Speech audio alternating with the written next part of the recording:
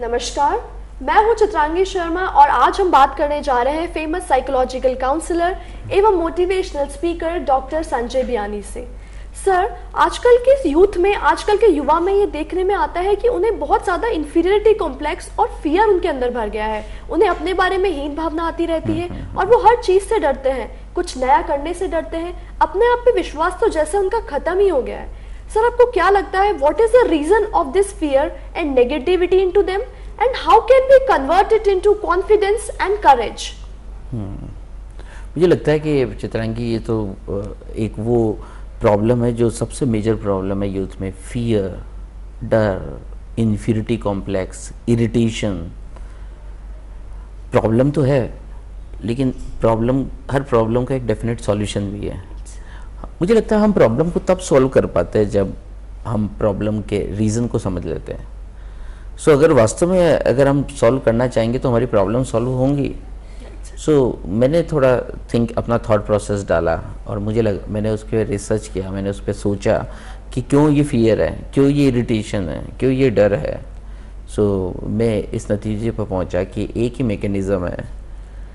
अगर हमारे को हमारे लाइफ का पर्पस समझ में आ जाए, अगर हमें ये समझ में आ जाए कि वाई एम आई, अगर ये जवाब इनको समझ में आ जाए, अगर आज भी न्यूटन और आइंस्टाइन का फॉर्मूला समझ में आ जाए, आज भी लॉर्ड कृष्णा के बताई हुई बात उनको समझ में आ जाए, तो करेज से जुड़ सकते हैं।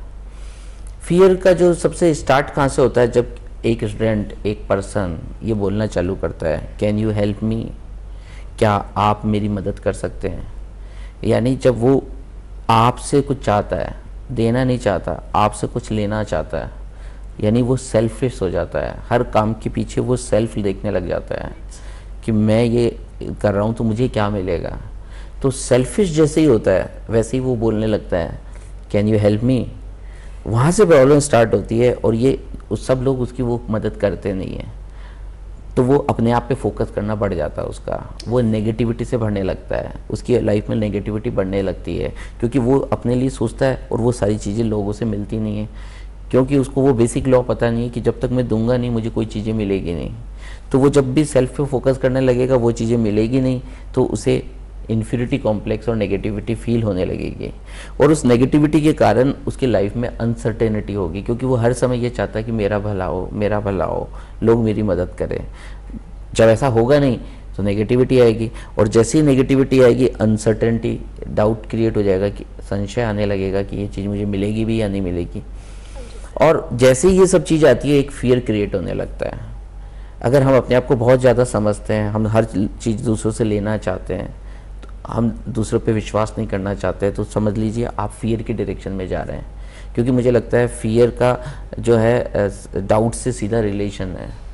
अगर हम चाहते हैं कि हम फियरलेस हो तो फिर हमें दूसरे रास्ते से जाना पड़ेगा। हमारा जो पहला रास्ता जो हमने सेलेक्ट किया है जिसमें हम सेल्फिश हो गए, वो रास्ता इनएप्रोप्रिएट रास्ता है। अब करेज की तरफ कैसे जाए, तो आपको रास्ता चेंज करना पड़ेगा। अब आपको ये नहीं बोलना पड़ेगा कैन आई हेल्प यू, आपको ये कहना पड़ेगा मे आई हेल्प यू। जैसे आप ये बोलने लगते हैं मे आई हेल्प यू, आप दूसरों को देने लगते हैं, न्यूटन लॉ वर्क करने लगता है, दूसरे आपको 10 गुना वापस देने लगते हैं। एक स्टूडेंट अपने पेरेंट्स को बोलता है may I help you, parent 10 time उसकी ज़्यादा हेल्प करने लगते हैं। अगर एक स्टूडेंट अपने टीचर को बोलने लगता है may I help you, teacher उसे 10 गुना ज़्यादा देने लगते हैं। तो सेल्फलेस होके एफर्ट डालना, मुझे लगता है this is right path for courage. अगर हम करेज पे बढ़ना चाहते हैं तो सबसे पहले हमें ये बोलना सीखना पड़ेगा कि मैं क्या आपकी मदद कर सकता हूँ। लोगों से छीनना नहीं, लोगों को देना पड़ेगा। जैसे ही आप ये चीज़ बोलेंगे आपके अंदर एक पॉजिटिव एटीट्यूड का जन्म होने लगेगा, आपका एटीट्यूड पॉजिटिव होने लगेगा, क्योंकि लोग आपको ब्लेस करने लग गए, लोग आपको थैंक यू बोलने लग गए, क्योंकि आप लोगों की मदद करने लग गए, क्योंकि आप पहले कुछ देने लग गए तो लोग आपको 10 गुना वापस चीज़ें लौटाने लग गए। आप में पॉजिटिव एनर्जी आपके अंदर आने लग गई है। वो पॉजिटिव एनर्जी आपके अंदर एक डिटर्मिनेशन का निर्माण कर देती है, करेज। उस डिटर्मिनेशन की वजह से आप अब लगातार काम करते हैं। उस डिटर्मिनेशन की वजह से आप काम को फोकस होना सीख जाते हैं। उस डिटर्मिनेशन की वजह से आप कंसिस्टेंटली वर्क करना सीख जाते हैं, और ये डिटर्मिनेशन अल्टीमेटली एक करेज की तरफ ले जाता है, और करेज जो है वो अल्टीमेटली सक्सेस की तरफ ले जाता है। मुझे लगता है विवेकानंद जी ने सही कहा था कि fear is like death and courage is like life. तो अगर आप करेज से भर जाते हैं और फियर आपकी लाइफ से निकल जाता है तो आप मानिए कि अब आप ज़िंदगी जीने लगे। तो मुझे लगता है अगर स्टूडेंट को वास्तव में पावरफुल बनना है, उसको कॉन्फिडेंस बढ़ाना है तो उसे फियर के रास्ते से करेज के रास्ते पे आना पड़ेगा। सेल्फिश होने की जगह सेल्फलेस होना पड़ेगा।